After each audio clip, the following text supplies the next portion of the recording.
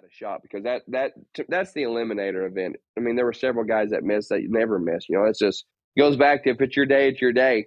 And when we caught, I knew that we legit had a shot. And to be completely honest, like I got extremely calm after that, because it was within reach. That didn't necessarily mean I could win it, but I did have a shot, and I had a shot at a good check. And so that was my mindset, is just like, stay focused, make good decisions, put your horse in the spots that he can be to be the best that he can be. And like I said, let the chips fall where they may.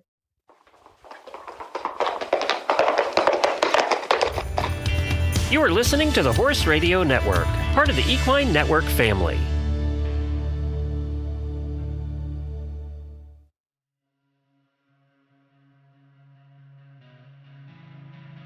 Welcome to The Ride, a podcast brought to you by Horse and Rider Magazine, hosted by Nicole Cherico and Emily Carey. This episode of The Ride is brought to you by Tribute Equine Nutrition. You know that kind of ride where your horse is with you every step of the way, solid, willing, and ready to work. At Tribute Equine Nutrition, we show up as that kind of partner, and it's what drives us to keep improving. We're upgrading our entire line with advanced formulations to better support your horse's health, performance, and longevity so that they can keep showing up for you day after day. To celebrate, we're hiding golden tickets in select bags, each one worth 40 free bags of feed, about a year's supply for one horse. Ready to step up your feeding program? Visit tributeequinenutrition.com for a free personalized feeding plan. If you're new to Tribute, your first bag is on us, and everything we make is backed by a 100% money-back guarantee. Mention that Horse and Rider sent you. Welcome back to The Ride. I'm your host, Emily Carey, and today we have a very special guest joining us. Jordan Williams is a horse trainer, an NRCHA professional, and the newly crowned world's greatest horseman. Jordan, thank you so much for joining us today to talk about your background and your most recent incredible achievement. Congratulations. Thank you very much. Yeah, I appreciate y'all having me. This will be fun. So to get us started, for people who might be newer to rein cow horse world or newer to this sport, can you tell us a little bit about your background and how you got started with horses? Yeah, sure. So I was born in Oklahoma. My dad in Oklahoma City, my dad trained horses for the late Terry Riddle, cutting horses. And so we lived in, right there around Wynniewood, Pauls Valley. Dad trained horses for him for first couple years of my life. And then we moved to Arkansas for a short stint and then moved back to Weatherford. Dad continued to train horses a little bit. And I don't know, I was probably four-ish, 4 or 5 when he decided to hang it up, and life just took him a different direction. And so we had actually moved into town where we lived, where my grandmother, she had some rent houses. So my parents rented one of those. And so I lived there for, I don't know, probably till I was 5th grade. And then we built my family. They have a Saunders Ranch. They're there located in Weatherford. And, so we ended up my parents built a house out there on the ranch, and I moved to Brock in 6th grade. But my first introduction to horses, truthfully, was I was young. We had a pony that had been through a couple of generations of kids. And so he knew all the tricks, and he was dang sure on the backside of his life. He was an older pony. And he was pretty rotten, honestly. My dad, he would used to take me out there with him, and when he was riding colts and whatnot. And that pony, he'd always kept me snubbed up because he would run off. His name was Doodad, and he would run off all the time. Well, Dad, he would take me with him a few times, and several times, and he'd leave me on that lead. Well, after a few weeks of it, it's like anything. I think as a dad, me being one and looking at my son is kind of like, oh, it'll be all right, it'll be fine. And he tells a story. I really don't have a lot of memories of it. He reached down and unsnapped that pony, and when he did, everything was going pretty good. He said he remembers looking over there, and that pony was just getting a little bit faster. And he was talking to me, saying, "All right, son, pull him around." And of course, I couldn't get anything done with him. And once that pony knew that, he turned and ran, and he tried to rake me off underneath every single tree. He runs across the wheat pasture there, and Dad, he's riding a young horse, so he's trying to chase me. Well, his horse won't get close enough to the pony. and he's trying to grab me, and he says, I'm looking at him, and I'm looking at the ground, and I'm looking at him, and he said, here in no time, I just bail. He said, there's dust flying. I lose my hat, lose my boots, lose my spurs, everything. We still never found one. I lost one boot and a spur. We never did find. Yeah, I honestly couldn't tell you where it is. We laugh about it still, but that was my first experience with it. And then, like I said, shortly after that, he got a job in town, and then most of my younger days and memories, I grew up in town, and mom and dad, they were extremely hardworking, and I kind of, through daycare as a young kid, and then before and after school programs and whatnot. And like I said, my parents were extremely busy. In the summertime, we actually had a neighbor there in town that they had started up a summer camp just right down the road from us, and so I attended that for a couple of summers. And then I was 9 or 10, and my uncle, and at the time it's kind of odd because we lived close, but we just everybody goes different directions. They were doing their deal, my parents were doing theirs, so we'd see each other on the holidays, but we just really hadn't spent a lot of time together as a young kid. And he came and picked me up one day at summer camp, and I'll never forget, he told me, I asked him where we were going, and he said we're going to the ranch. And I said, well, what are we going to do there? And he said, well, I'm not going to have a nephew that's going to grow up to be a wuss. And those weren't the exact words he used, but you get the idea. So I went out there, and of course, like I said, the only memories I truly had of a horse was the pony, Doodad, who was not friendly, and he didn't do me real well. So, when I think about, or when I was looking at a big horse, and I thought, well, if that little horse could do that to me, imagine what that thing would do. And so, for the first couple of summers, I didn't have a lot of interest in it.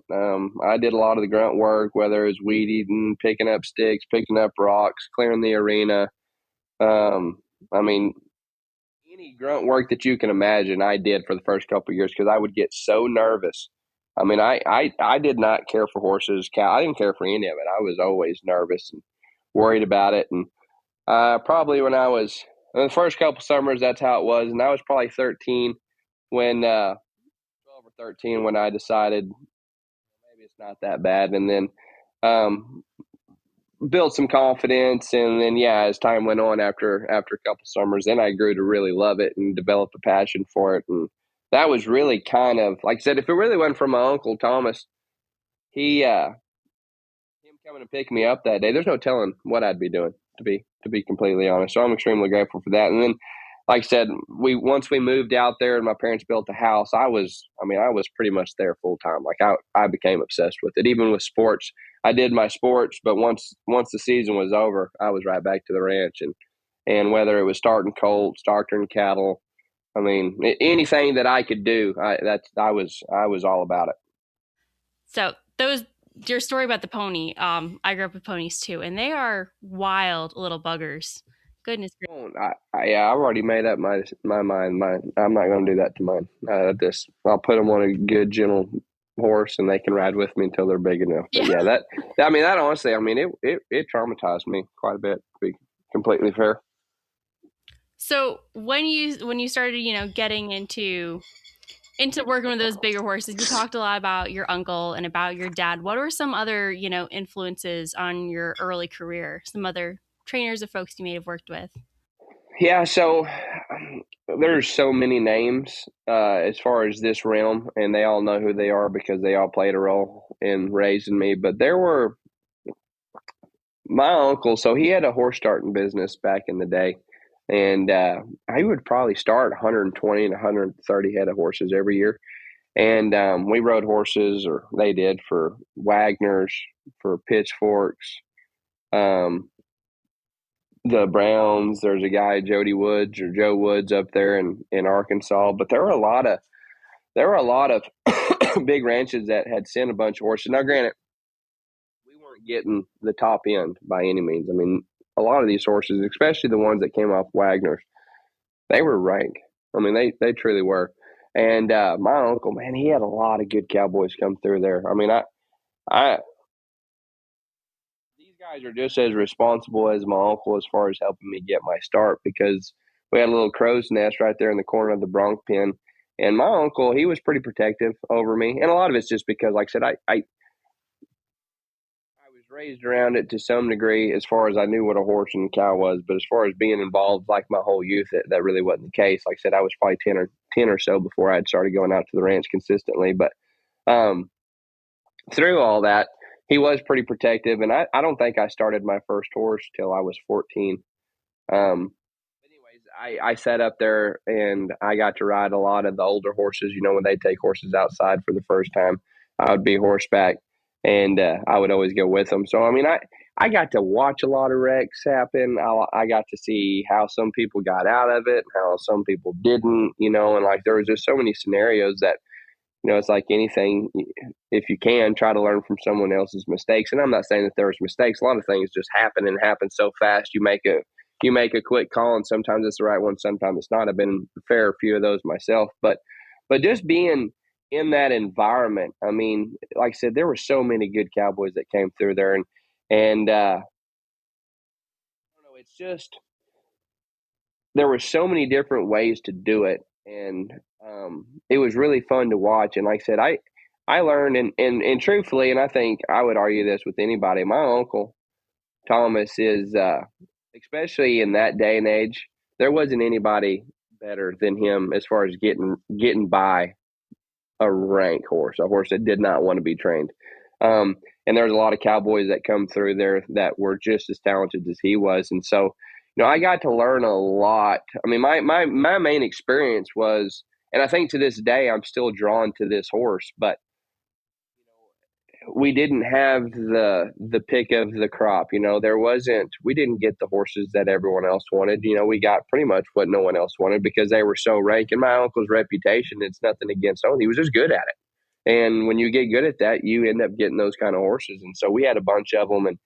And yeah, I don't know. I've always, like I said, knowing that those horses weren't exactly the cream of the crop, they were bad horses. They weren't all bad. Some of them were just outlaws, and yeah, we'd get 30, 60 days on them and they'd send them back, and who knows what happened to them, I don't know. But in that group, even though they were wild and rank and they might not have been your friend at first, there were several in there that had a lot of feel and honestly wanted to be good. You just had to be patient with them. And so I've always been drawn to that kind of horse.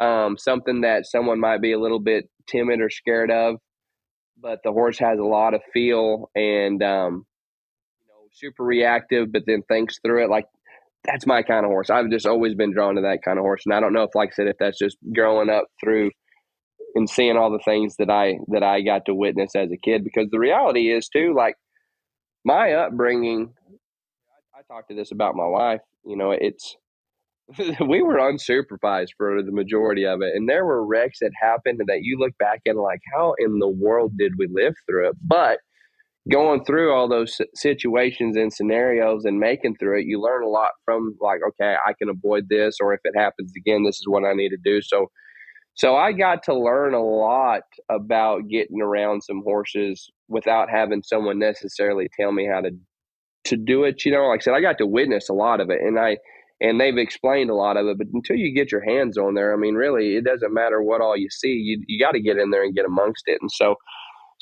like I said, there's too many cowboys to really name, and I'll hurt somebody's feelings if I mention one and not another. So, but all those guys, and like I said, they all know who they are. They all come through there, and they were like big brothers to me, every single one of them. They took me everywhere they went, even though I like to think it's because they wanted me to, but I think more or less it was because they had to, because they pretty much babysat me. But through all that, they pushed me out of my comfort zone. Like I said, I hate to say that I was sheltered, because I don't know if that would be the correct term, but there's a lot of that stuff. Yeah, I just wasn't exposed to.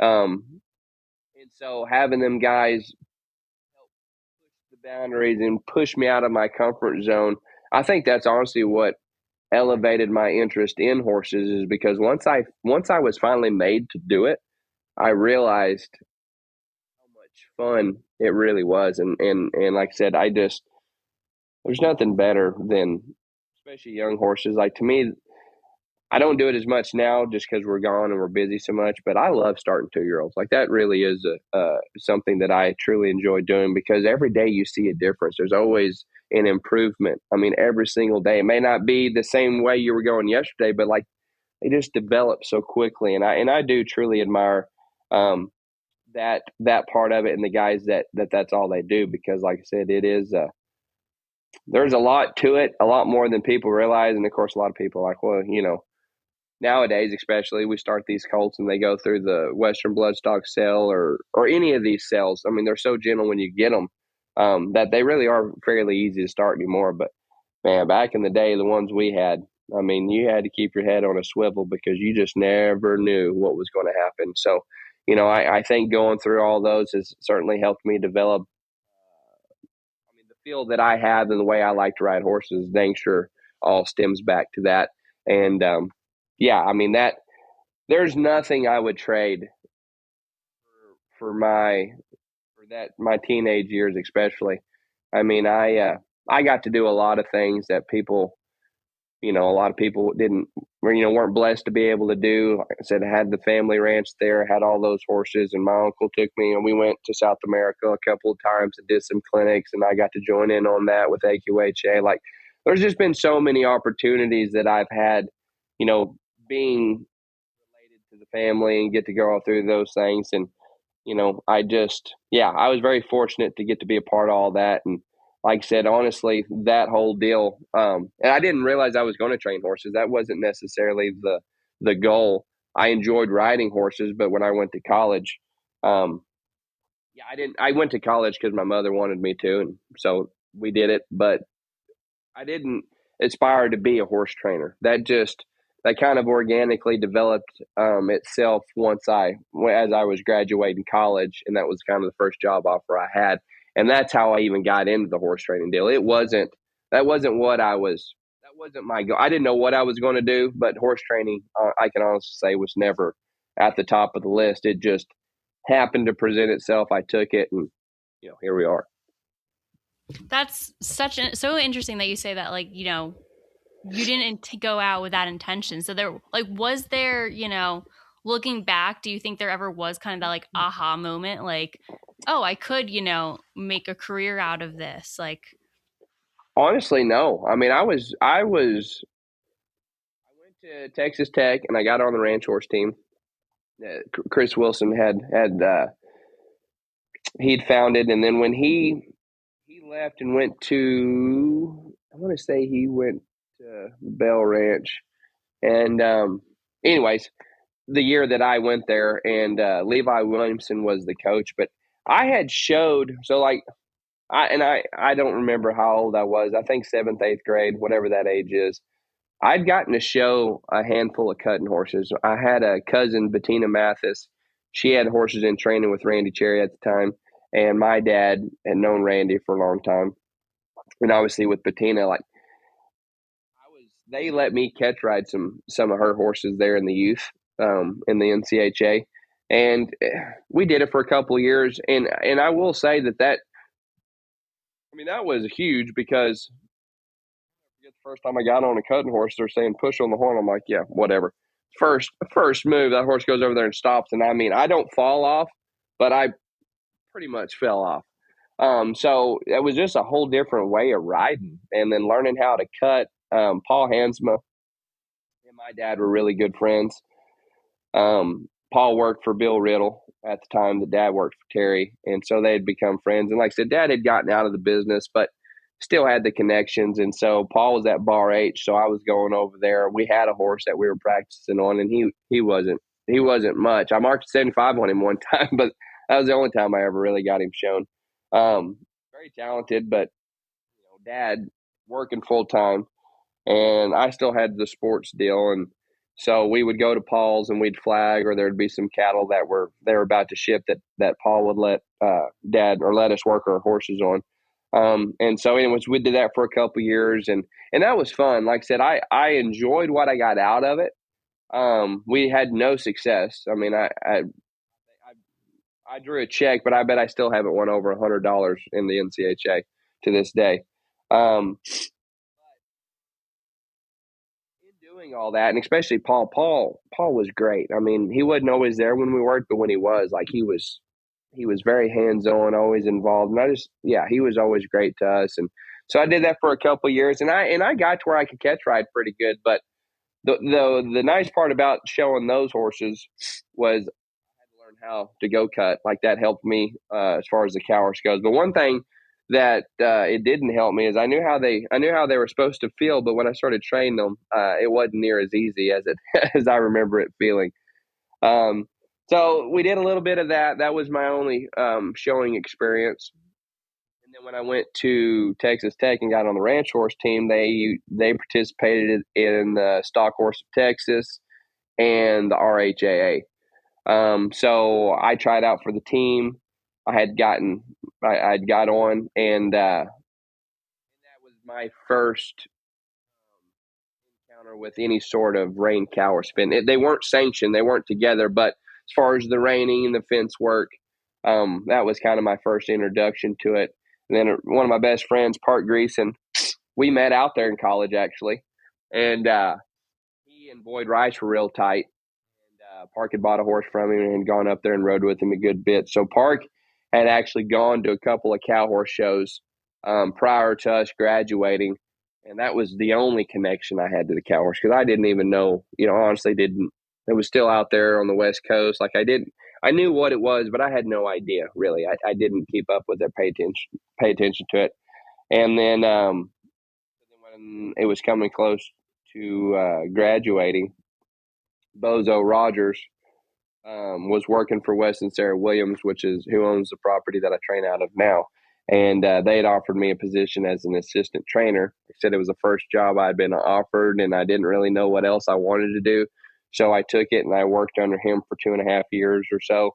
And then he ended up he had an injury that forced him to retire early from training horses full time. And so he ended up leaving, and I continued to train horses out of here, and that's kind of when I went out on my own per se. I was still riding horses, a couple of horses for Wes and Sarah, and I had a few other customers, but I mean, I didn't have a large clientele, and I've kind of built it over the years. But I will say in that, and there's two different ways to do this deal, and I don't know that I would recommend anyone doing it the way that I did it necessarily. I mean, it has worked out, and I've been extremely blessed with the opportunities that I have come upon. But for a young trainer, like I said, it did work out for me. There were some major highs and some lows. But one advantage of working for somebody, and if I could tell this to any assistant trainer, stay there for a while. Like 2 years isn't long enough. And I don't care what anybody says. I mean, if you're working in a successful program, people you're working for are consistently putting horses, they may not be winning everything, but they're consistently showing up on horses that are respectable and placing in the top end of the open. Stay there for as long as you can, truthfully, because that's a program that's successful. Stay there, learn it, get solid at it before you go to leave. My situation, I worked for Bozo, and Bozo was great to work for. He taught me a lot. But even when I was working for him, he would always make comments like, look, you're going to need to learn to train these horses like these younger guys are doing. I mean, that's how you're going to be successful. And I would try it, and it was really hard. And then after he left and I was on my own, I didn't have somebody telling me, whether I was doing right or wrong. You end up going down some rabbit trails that sure would have been handy if someone had been like, hey, you're not going to like what you get there. But through that, you learn a lot. You learn what works and what doesn't work. But it did seem like it took a long time because I was learning a lot of it on the fly. And what I would do is I sat there and I study all those guys, especially the top end, and so many. Horse training is just difficult. I don't care what anybody says, and you could be the most gifted human being on the planet; it's still hard. But I would watch those guys, and I would go home and I'd put my camera up on the fence, and I would video my horses until they would look like guys' horses would look like, or whoever I was trying to mirror, and which worked out good. I had some success doing it, but the problem is I didn't really know what the application for the certain things that they were doing. I didn't really know what they felt that caused them. I would just do them because I saw someone else doing, and so it took a long time to get a solid program because, like I said, there was a lot of stuff that now looking back on it, I'm like, yeah, no wonder that didn't work. Like, how was that supposed to work? But when, like I said, when you didn't have anybody there to really bounce any ideas or have someone telling you yay or nay, you end up going down places that you probably shouldn't. And so then I think probably after a year of it, I really tried to focus on just riding with individuals that complemented my style. I mean, I've always, everyone has a style, and I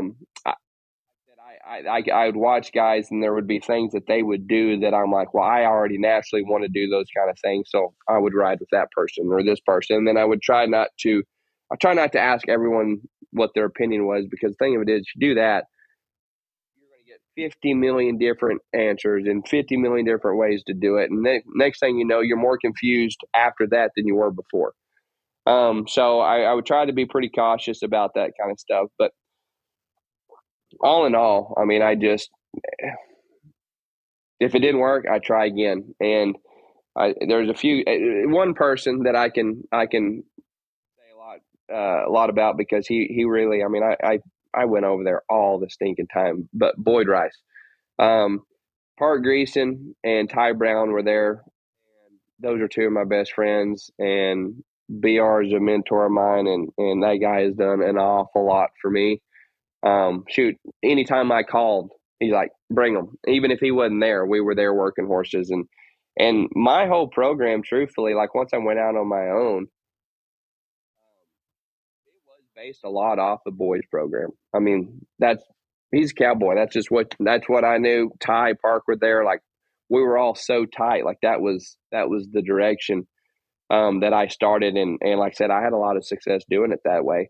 And then, like I said, as time goes on and things evolve and different style of horses and things that work and don't work through trial and error, Boyd is the best at doing what he does. I mean, he's exceptional. And my timing was not as good. So there's some things that I shifted as time went on. Russell Probert, also one of my closest friends, he and I kind of got horses together probably, I'm going to say roughly 3 years ago. He just randomly one day was like, hey, get on this mare and work her on the flag for me. And it just so happened to be a full sister to Scooter Cat. And so when I worked it, I was like, holy moly, this thing is unreal. You know, I've never rode a horse that could do this, you know. And then he's picking my brain, and I'm just sitting here thinking, like, I don't know why you're asking me. You ought to get on one of mine and see if you still think that what I have to say has any value at all. Because, yeah, I don't have a single horse that can do this. But that guy's Russell. He's a very, very gifted individual. He's a horse training fool, and he worked for Justin for several years. And the guy's seen a lot and done a lot, and he just knows how to do it. And so when I got in with him, he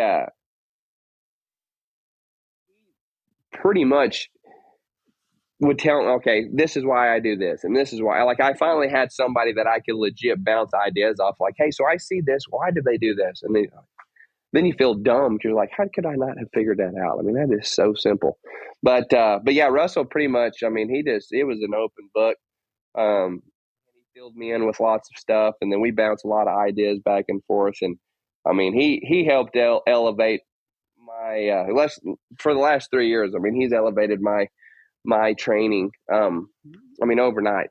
And then another one that played a really big role would be Johnny Mitchell. That guy, he was going to buy a horse for me one year. I trained one for the cut and futurity, and he liked her. He tried her. I think there was something ended up. There's another horse that come along. It didn't really matter. The whole deal got set up because I told him that, you know, at some point I'd love to come ride with you. He ends up passing on the mare, which wasn't a big deal, but he offered me a deal to come ride with him, you know. And he's like, I'm going to help you on that mare, and I want you to come work horses with me. And I didn't go over there as much as I would have liked. I probably only went over there between 6-10 times. That guy in that short amount of time, I was really lost. This has probably been about 3 years, about the same time I got with Russell. I was I was in a bad place mentally, truthfully. I wasn't, my horses weren't where I needed them to be. And I was just in a spot of like, I have reached a point and I know nothing else. Like I need help. And both those guys came into my life it was God's timing is perfect. Everyone frets and worries about things not happening as quick as you want to. Well, maybe it's because it's not supposed to, and I think my relationship with Johnny and Russell both, like they're two of my dearest friends, and they came at a perfect time. And in the works that I've had with all of them, like I said, Johnny, he just got me to work in a cow again, like just simplified it. It's like, golly, I've made it so complicated trying to get these horses to appear a certain way that I've lost my ability to just work a horse.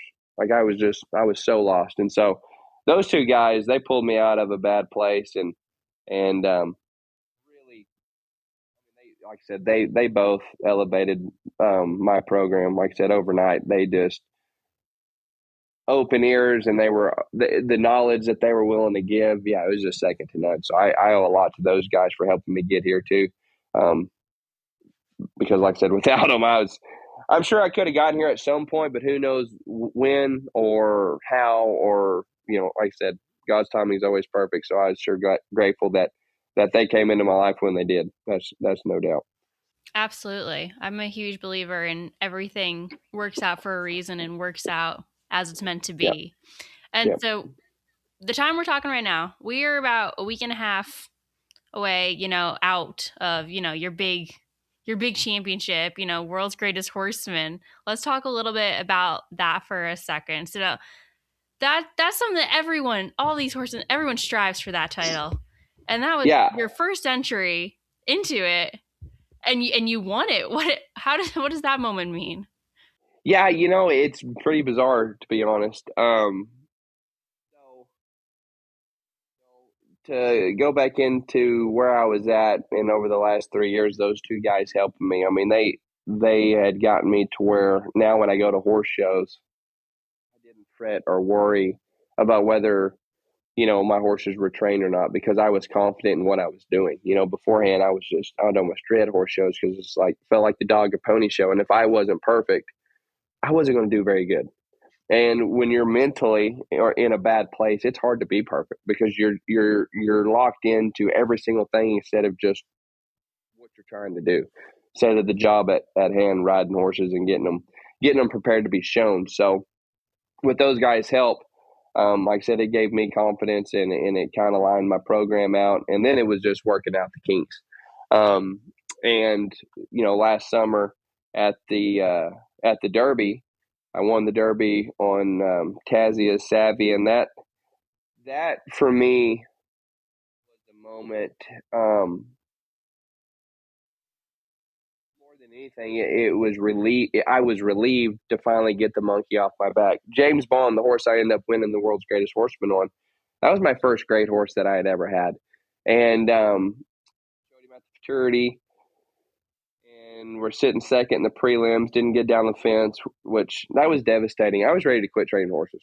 I mean, I really was. I had to, as soon as I got done, I handed him off to my help, and I just drove to the house to be by myself for a bit because I was devastated, because I put so much pressure on myself for that to go well. And when it didn't, it was just like, why am I even doing this? You're never going to be good enough.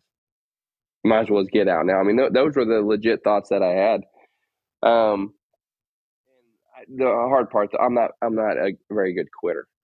I was upset in the moment. I took time. I got my stuff back together, and I was like, all right, well, back to the drawing board. Like, we're going to get it figured out. And so that happens. That horse tears a suspensory shortly after that. And so he pretty much misses his whole 4-year-old year. And then as a 5-year-old, and at this point, I'd never even been, I think I went to the stakes once the year, his 4-year-old year, but I had taken another horse. I think I'd just taken non-pro. Like I hadn't even competed at the stakes or at the Derby. And so as a 5-year-old, we made the finals at the stakes and the Derby. And going into the fence work, I was sitting top 5. I mean, I was in a good, if I get down the fence, I'm going to win a good check. And honestly, that horse as good as he could be down the fence had a legit shot of winning it. And I don't know if it's the pressure.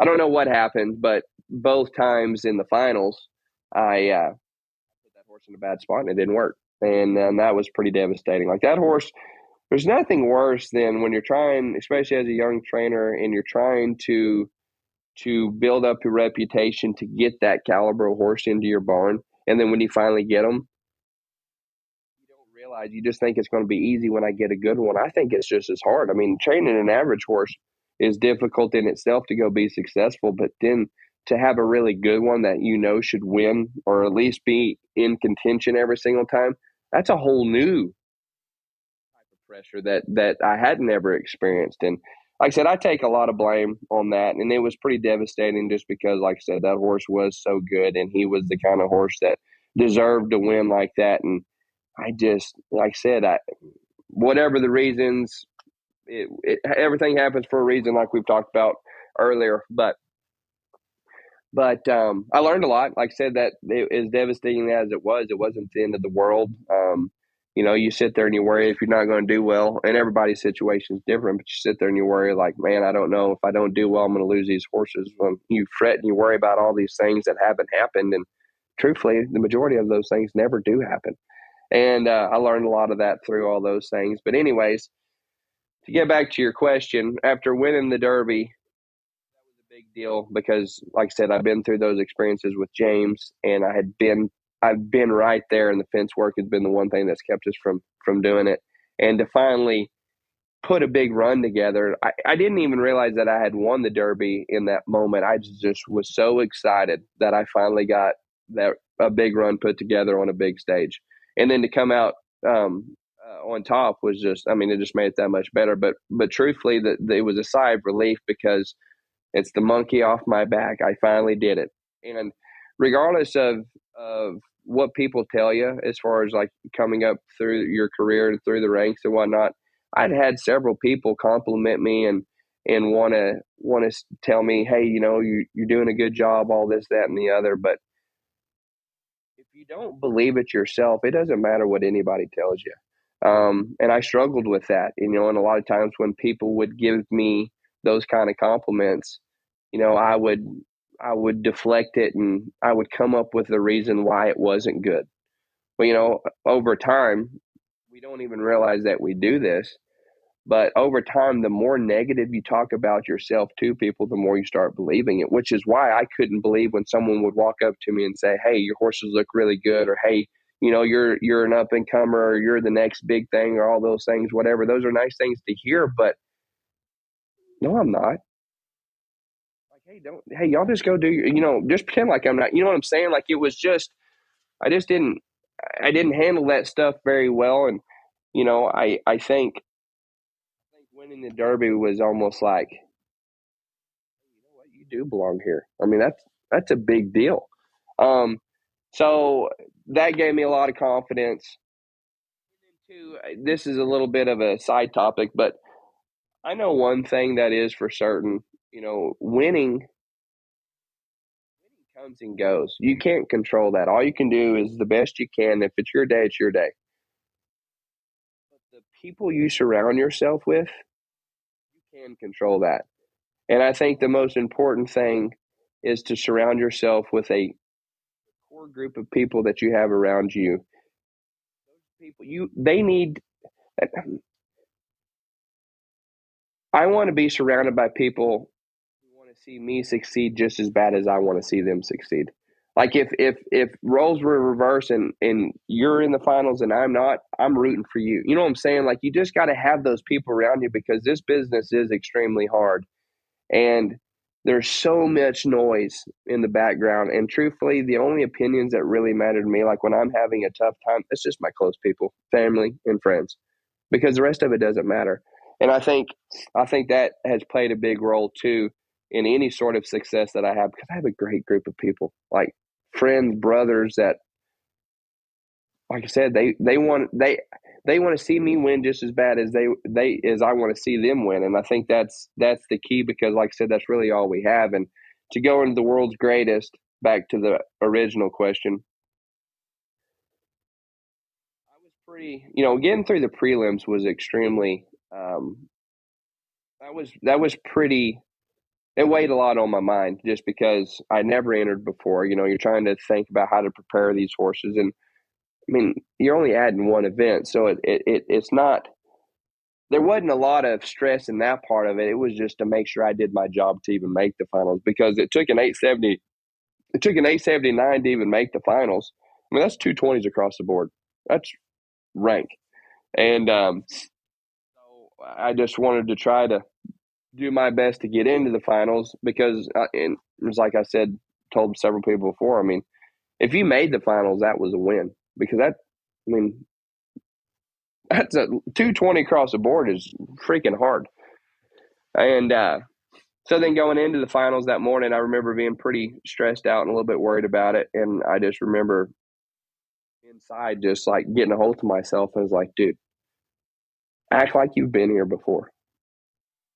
I mean, obviously I know I hadn't been, but there's no point in allowing all these outside scenarios to play a role in your head that could potentially take you out of the competition or out of the event. Like, I just didn't want to do that.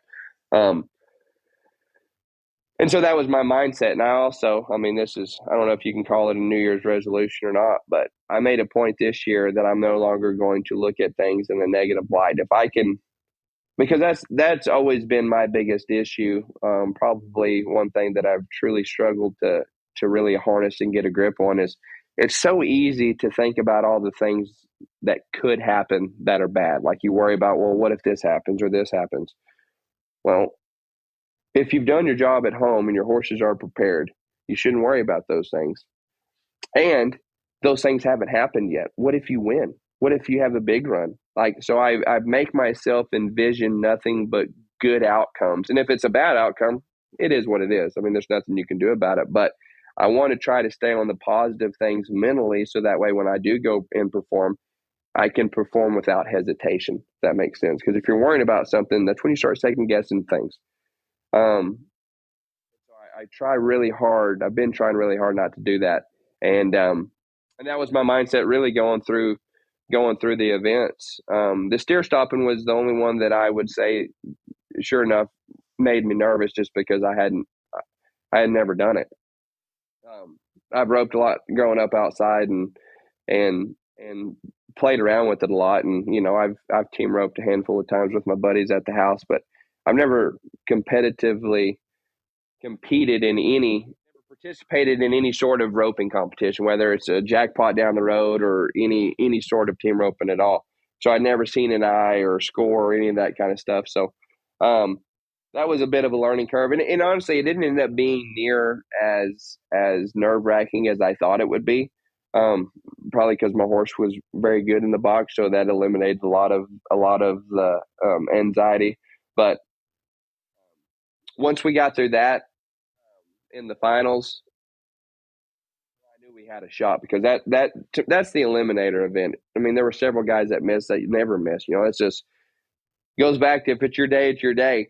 And when we caught, I knew that we legit had a shot. And to be completely honest, like, I got extremely calm after that, because like, it was within reach. That didn't necessarily mean I could win it, but I did have a shot, and I had a shot at a good check. And so that was my mindset, is just like, stay focused, make good decisions, put your horse in the spots that he can be to be the best that he can be. And like I said, let the chips fall where they may. Yeah, absolutely. I think a lot of our listeners are really going to appreciate everything you just said. Like, we are our biggest critiques always. 100%. Yeah. Nobody remembers. And that's the hard part. And something that I really struggled with is, especially as a young trainer, when something bad happens to you in the show pen, we will dwell on it so much. And the reality is, all the people that you're worried about what they think or what they, what they might say, they've already forgotten about it. Nobody cares, truthfully, except for that core group that I'm talking about. You surround yourself with good people that you can go and, hey, what'd you think of this, think of that, and that they're going to give you honest feedback, not fill you up or not push you down. I mean, there is a place for honesty, and I appreciate honesty, but there's, you have to be cautious of who you allow to have that sort of control. And like I said, my goal is to surround myself with people, like-minded people, that our goal is to make this business be successful for the rest of our lives. And, the only way to do that is to maintain a healthy environment. And one way to ensure that is surround yourself with good people. And I really do truly believe that's one of the most important keys to success. Aside from, obviously, you got to have horses, owners, and the facility. But if you have those things, try to enjoy it, because we're so blessed and so fortunate to get to do what we do. What good does it do to fret and worry about all of these things when most of the time they never happen? I mean, very seldom. Absolutely. No, 100%. And I love what you said about, building that community around you that supports you. And I was shooting, taking photos at World's Greatest, and I don't know if these people know you, but everyone knew when you finished your fence work. We were looking at the scores like, oh man, yeah, it's going to take, some massive scores to top you. And everyone was going wild. And then to go down, into the entry gate afterwards and just seeing you, with that core group, it was really cool to watch. I think a lot of people can see that and really, appreciate and relate to that too. Yeah, no doubt. And I don't know. I was pretty devastated after the fence run because it wasn't perfect. My horse wasn't perfect. I wasn't perfect. I mean, there were some spots in there that weren't great. So I felt that, and I knew that when they called out the 19, I was relieved. I'm like, okay, well, at this point, knowing what I know, the worst I could do was second. And I remember being devastated in the moment because I felt like I'd kind of given away, because Chris Dawson is just a handful away, and he's sitting in a really good spot. And there's not a person in that arena or in that Coliseum that wouldn't have taken a bet that Chris Dawson will mark a 221.5 or better. I mean, he's the master. And so, like, in the moment, knowing, getting through the run, there were some, when James was good, he was excellent. That open field turn and into the switch to that first set of circles was incredible. And that's what saved us. He was spectacular there. But like I said, there's still a few spots he's green the bridle or I'm green. He's the first horse I've ever even put in the bridle. So there's still a lot of things that I'm learning as we go. But yeah, I knew that I had left the door open. I knew it wasn't quite enough to feel safe, and said I was beating myself up over it. And as I'm walking through the tunnel back into the deal, and I see my wife at the end and see some of my other friends, and it's like, second's not bad. Second's really good. Second is not bad at all. Yeah, that's really good. And it's the first time you entered. Like, why are you putting so much pressure on yourself to do something? Like, at the end of the day, you made it. And I think that's what we get so hung up on, is missed opportunities. But like, that's why we get hung up on them, because you continue to dwell on those things. Those missed opportunities will continue to get missed. Like, you just got to embrace it, trust the training, and see what happens. And like I said, I accepted second, and I told myself I did the best that I could do with what was thrown at me. And yeah, I mean, shoot, yeah, let's go celebrate. Like, we got through all 4 events with the score. I mean, to make it through prelims is insane. It. Like, to make it to that top, insane. yeah. No. So let's talk a little bit about James Bond. So you've been with this horse his entire career. Well, yes, show career. So yeah, when that horse was 2, guy named Colby Hunt worked for the Bonds. He was the foreman at the time.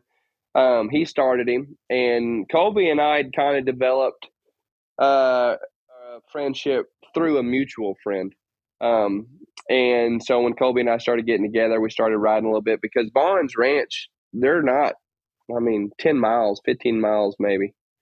I don't even know if it's that far from my house. I mean, it didn't take any time to get over there. And he was looking for a place to go ride because he had James and then he had another gelding. And he was looking at potentially snaffle bitten. He was wanting to go ride with some people because the facility at their place, they didn't have a covered pen necessarily to work horse. So it just worked out good. We started riding together. I had 3-year-olds, so I'd go over there and work my horses. He'd come over here and work his horses. And so we kind of built a relationship through that. Now, I had no idea James was coming to my house when he had him as a 2-year-old. I mean, we never even spoke about it. And then I had a high drive cat that year, a 3-year-old, and that was my first year to make the open finals. I think that would have been back in 2020. That was my first open futurity finalist.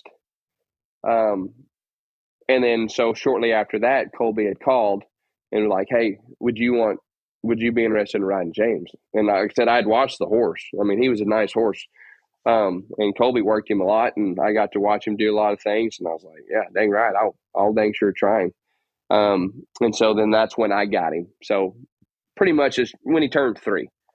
And if it wasn't for Colby, truthfully, now he doesn't work there anymore. He's got a place down there in Stephenville, and he's kind of doing his own deal. But without Colby, the relationship that I've developed with the Bonds, truthfully, it would have never happened. I mean, that was the key factor to how it all got started. And so then when I got when I got James, that was the very first horse that I had for them, and then it built from there. Yeah, you showed several Bonds horses. Yep. Yeah, and that was a cool thing too. The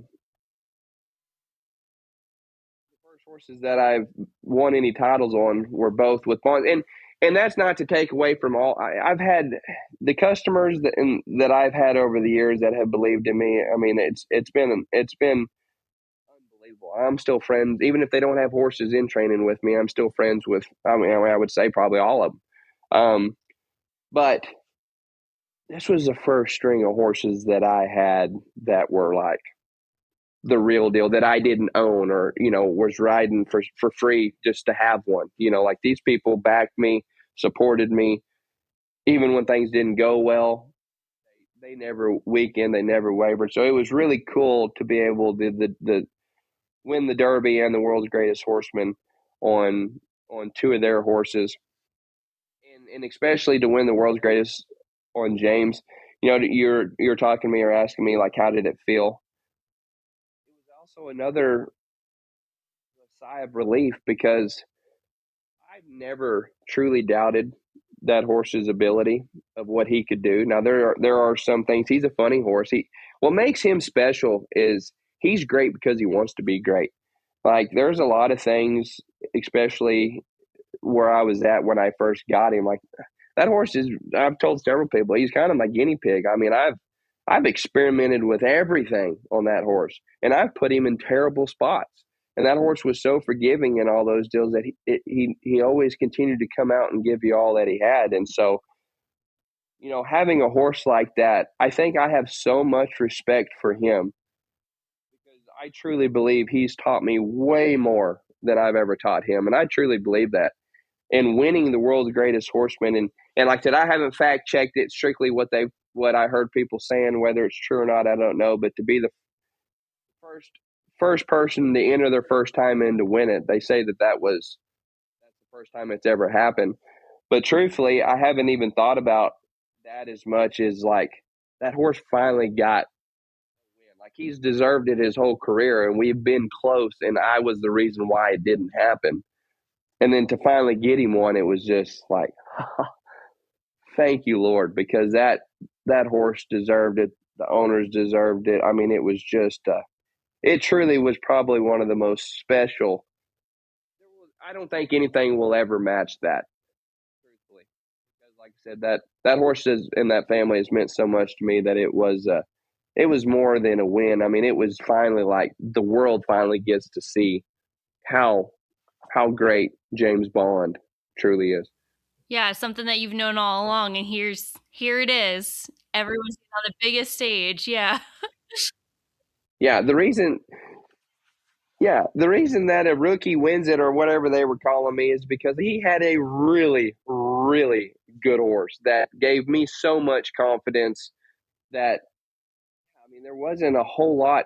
I know where his spots are, and the spots that we may be a little bit green here and there, and it was my job to help try to prevent putting him in those places so that he could perform his best.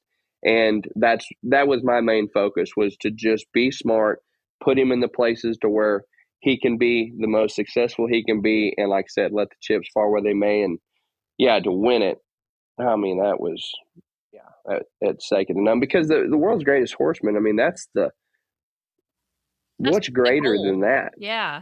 I mean, truthfully, because the futurity and all the limited age event, the derbies and whatnot, too. I mean, a lot of things have to go your way. There is luck involved, no doubt.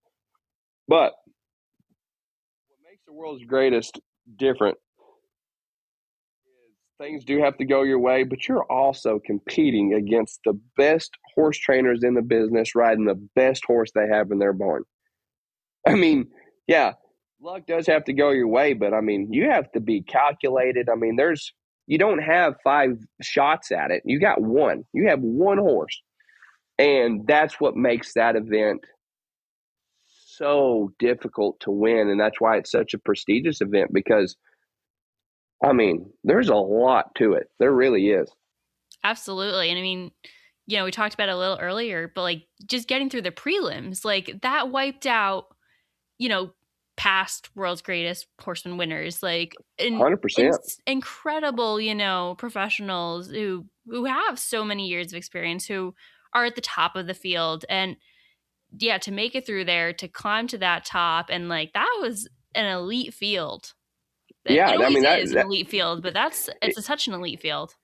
It is. And you think about it, just, I mean, shoot, I was talking to Dill Day at the post interview after the win at the sports desk, and we were talking about when he won it. And I think he said first time he won it was in 2008, and then he won it, I believe, 3 years in a row.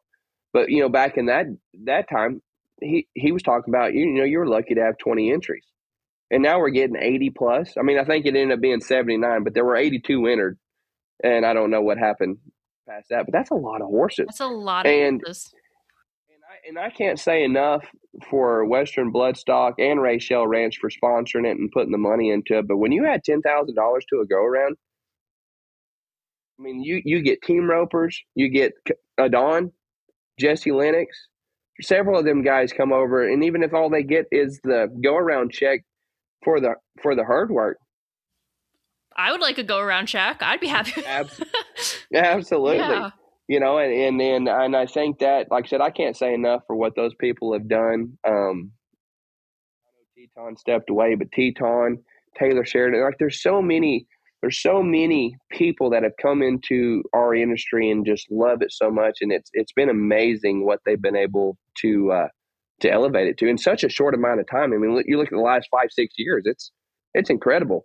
The American Performance Horse, unreal. There will be nothing that will compare to that. And I hope that at some point someone picks it up and they do it again, because wow, what a fun show to watch. I never got to participate in it. This year was the first year I would have been eligible for it, and they didn't have it. But it still didn't change the fact of what it did. What Taylor Sheridan's done with the Run for the Million, huge. I mean, it's put what we do on the map. People who would have never known what it is, now they do. And I think that's only going to help improve and continue to help all Western industry. Any sort of equine sport is just going to continue to help it evolve. I mean, no doubt about it. Yeah, absolutely. So now, obviously, you just won the biggest stage in NRCHA. What is next for you and James? That part we don't know yet. Like I said, we've really tried to just enjoy the moment. I know we're going to go back to the drawing board and kind of, see what his future is, because he is a breeding horse. We really need to just kind of sit down and really figure out what's going to be the best thing going forward. And like I said, I don't have any answers for it right now. But I'm sure, I mean, he'll be seen again. There's no doubt about it. Oh, absolutely. Can't wait for that too. Yeah. Well, we'll start wrapping up. Thank you so much for talking with us today, Jordan. Where can people find you to learn more about you or to learn more about your program? Do you guys have a website or? Yeah, no website. Just have to get on Facebook and look me up. Jordan Williams Performance Horses is our work page, and then obviously my private page. Anybody can reach out to me there too. But. Well, awesome. Thank you so much. I enjoyed this immensely. Going to talk to you about all of this. I'm super excited for everyone else to be able to hear everything you have to say. Yeah, well, awesome. I enjoyed it, and look forward to hearing it. This episode of The Ride is brought to you by Tribute Equine Nutrition. Thank you guys for tuning into The Ride podcast. We hope you enjoyed this episode, and please be sure to subscribe wherever you listen to podcasts. Follow Horse and Rider magazine on social media and find us at horseandrider.com to see all the cool things that we're up to. And if you have any comments or questions, please be sure to hit us up at horseandrider@equinenetwork.com. We want to hear from you guys. And if you like what you're listening to, please be sure to leave us a review on iTunes.